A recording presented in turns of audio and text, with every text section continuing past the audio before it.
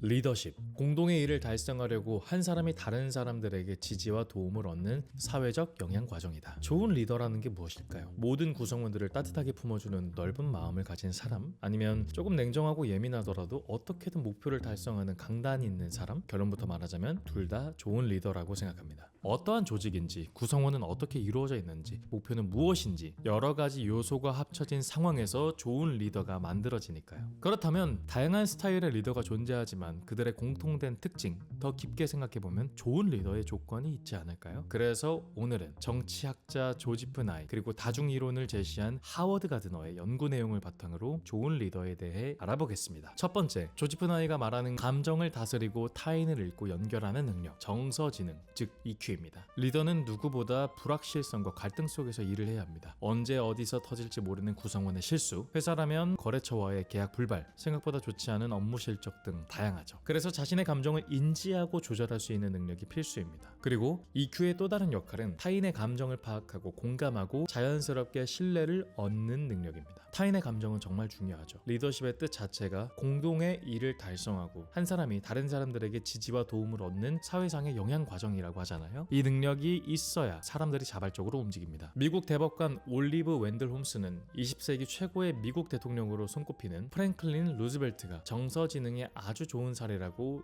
이야기합니다. 루즈벨트는 하버드를 졸업하긴 했어도 상위권 근처에 가본 적이 없고 IQ도 그리 높은 편은 아니었지만 자신의 감정을 다스릴 줄 알고 친화력이 뛰어났습니다. 또한 젊은 시절 소아마비를 심하게 앓아서 보조기를 차고 걸어다니는 아주 고통스러운 일을 겪었지만 그럼에도 불구하고 루즈벨트는 항상 웃고 쾌활하게 굴었죠. 자신의 고통보다는 상대방의 감정을 더 배려한다는 인상을 줬습니다. 라고 이야기하며 루즈벨트에 대한 이야기를 했습니다. 또한 하워드 가드너는 이렇게 이야기를 했는데요. 리더십은 다양한 지능의 조합이다. 가드너는 인간에게 단 하나의 지능이 있는 것이 아니라 서로 다른 지능이 존재한다고 말합니다. 언어지능, 논리수학지능, 음악지능, 신체 운동지능, 대인관계 지능 등등. 이 중 자신에게 강하게 발달된 지능을 중심으로 리더십을 구축해야 좋은 리더십을 만들 수 있다고 이야기했죠. 어떤 리더는 말재주가 뛰어나고 어떤 리더는 숫자와 구조화에 뛰어나고 어떤 리더는 사람의 마음을 읽고 관계를 잘 만듭니다. 중요한 건 완벽한 지능이 아니라 자신만의 감정을 어떻게 조합하냐인데요. 개인적으로 이 중에서 자신만의 강점이 아니더라도 기본적으로 자신의 태도에 포함되었으면 하는 것이 언어지능입니다. 대부분 사람들은 리더와의 대화가 긴장되고 어렵습니다. 그래서 어떻게 하면 좋은 리더로서 자연스럽게 말 한마디로 함께하는 구성원들과 공감할 수 있을까 한번 생각해봤는데 누군가에게 어떠한 보고를 받고 피드백을 해야 하는 상황에 어렵죠 라는 말을 사용해보는 겁니다. 간단합니다. 말의 시작을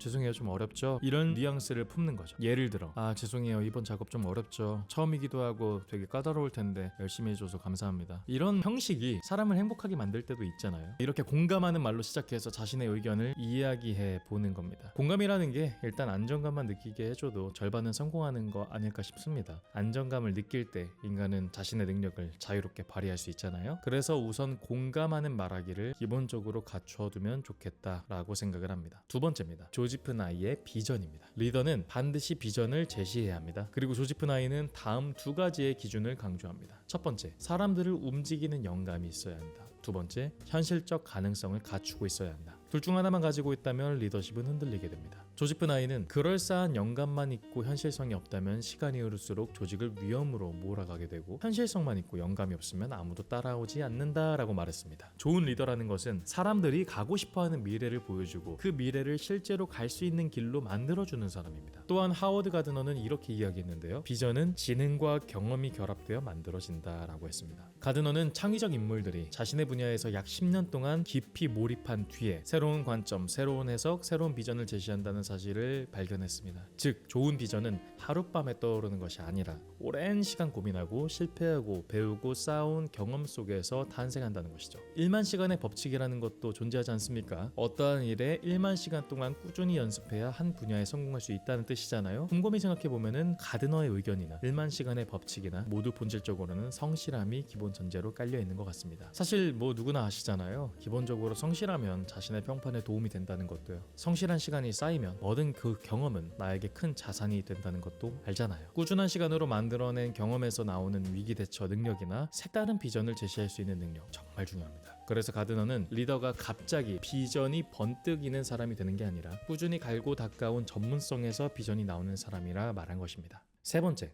당대의 언어. 소통 방식은 시대마다 변한다. 리더는 그 당대의 언어를 배워야 한다. 가드너는 리더가 자신이 속한 당대의 주요 언어를 이해해야 한다고 강조했습니다. 이에 대한 예시로 프랭클린 루즈벨트는 1930년대에 라디오를 이용해 친근하게 다가가 집집마다 자신의 목소리가 들리도록 했고, 방송 체질이었던 존 F 케네디는 가장 자신 있는 TV 연설을 하였고, 버락 오바마는 인터넷과 트위터를 이용해 SNS를 기반으로 자신의 생각과 의견을 전달했습니다. 이렇듯 당대의 언어와 소통 방식은 늘 변합니다. 그래서 우리는 더 나은 효율과 공감을 위해 소통 방식을 바꿔야 합니다. 물론 극단적으로 유행을 따라갈 필요는 없습니다. 그냥 요즘은 이런 것들이 있구나 하는 정도만 알고서 자연스럽게 다양한 구성원들 사이에 스며들 수 있는 정도, 딱 그 정도면 충분한 것 같습니다. 마지막입니다. 능력을 선하게 쓰는 사람. 가드너는 지능은 선하게도 악하게도 쓸 수 있다고 말합니다. 조지프 나이 역시 리더의 권력은 자발적 협조를 이끌어낼 때 가장 건강한 형태라고 말합니다. 두 사람 모두 결론은 같습니다. 좋은 리더는 능력이 아니라 방향을 선택하는 사람이다. 나에게 좋은 것이 아니라 우리에게 좋은 것을 선택하는 사람이다. 우리에게 좋은 것, 자신의 능력을 선하게 쓴다면 가장 큰 힘을 가진 리더의 기술이 됩니다. 이 내용들을 하나하나 곱씹어 본다면 분명히 우리의 삶에도 적용할 수 있는 것들이 있지 않을까 생각을 하게 됩니다. 이를 통해 여러분들의 언어가 더 나은 언어가 되기를 진심으로 바라며 오늘의 영상 마무리하겠습니다. 고맙습니다.